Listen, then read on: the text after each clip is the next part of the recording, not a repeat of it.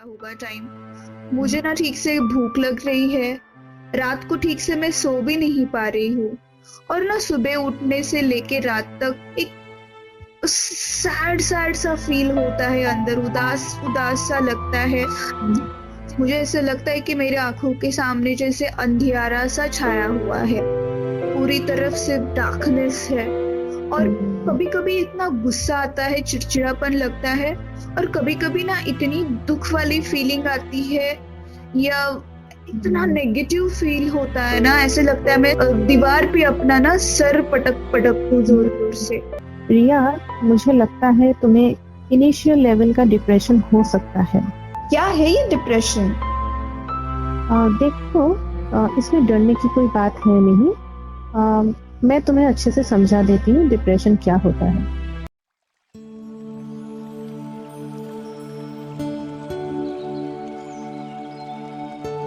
Depression मानसिक तौर से जुड़ा हुआ एक रोग है जिसका यदि समय पर इलाज न कराया जाए तो समय के साथ बढ़ता रहता है और एक समय आने पर व्यक्ति को इतनी निराशा और हताशा से भर देता है कि उसे अपने सामने सिर्फ अंधकार दिखाई देता है। डिप्रेशन WHO के mental health gap action programme द्वारा कवर की गई प्राथमिकताओं में से एक है। अच्छा, क्या ये इतनी गंभीर समस्या है? हाँ रिया, लेकिन इसका इलाज है।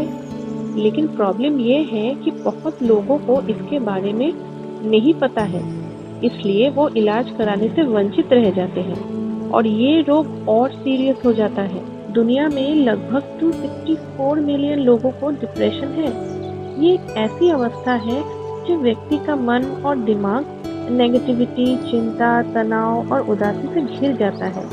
इस अवस्था में व्यक्ति के सोचने समझने की क्षमता खत्म हो जाती है और वो धीरे धीरे खोखला होने लगता है। लेकिन उदासी, चिंता, टेंशन जैसे फीलिंग्स तो हर इंसान कभी न कभी अनुभव करता ही है, तो डिप्रेशन अलग कैसे हुआ? देखो, असफलता, संघर्ष और किसी अपने से बिछड़ जाने के कारण दुखी होना बहुत ही आम और सामान्य है।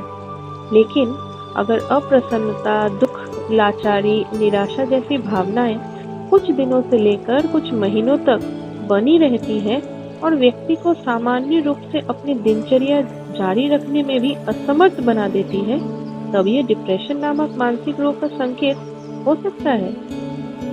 तो हमें किसी इंसान को देखकर पता कैसे चलेगा कि ये डे टू डे लाइफ की कोई साधारण सी टेंशन है या डिप्रेशन है?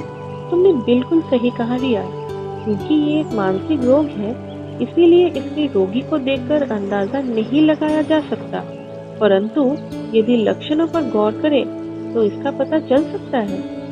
लक्षण? कैसे लक्षण? जैसे डिप्रेशन के समय में रोगियों को अक्सर बहुत दुख होता है, किसी अपराध का बोध होता है, भूख नहीं लगती या ज्यादा लगती है, नींद खराब होती है या बहुत नींद आती है, किसी भी काम में मन नहीं लगता और वे जीवन का आनंद ही नहीं ले पाते हैं। अच्छा संगीता, इसमें से तो काफी लक्षण मुझ में दिखाई दे रहे हैं। अब मुझे क्या करना चाहिए?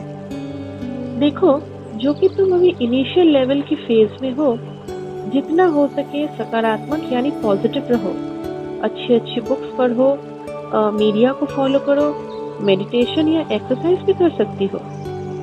देखो, डिप्रेशन के रोगी नकारात्मक सोच से बचे, खुद पर हावी होने ना दे।